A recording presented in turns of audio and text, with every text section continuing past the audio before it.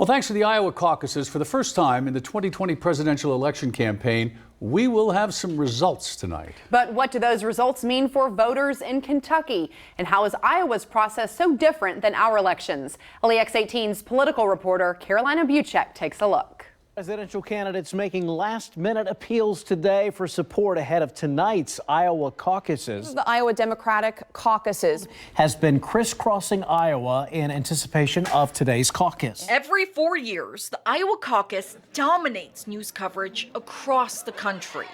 But does the outcome in Iowa actually mean anything here in Kentucky? Well, I think it has an impact on the overall national storyline.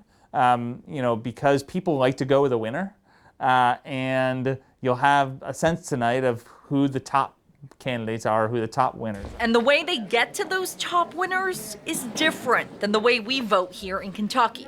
While Kentuckians fill out a ballot in privacy, Iowa does everything out in the open. Instead of voting booths, there are big rooms divided into separate sections.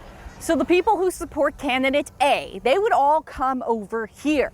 The people who support candidate B, they would gather over here. And then everyone is counted up.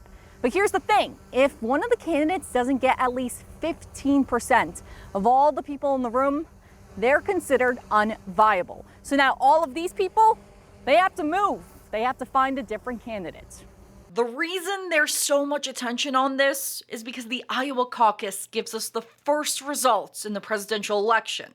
Before it, all we had were polls, but now there will be real numbers. However, it's important to keep those results in context. Don't put too much stock into it. It's a very small number of delegates. In terms of the overall impact of the actual election is pretty small. It's a small number of delegates in a small state that is not very representative of the country. But again, people focus on it just because it's the first numbers that we have of actual votes. Carolina Buchek, LEX 18 News.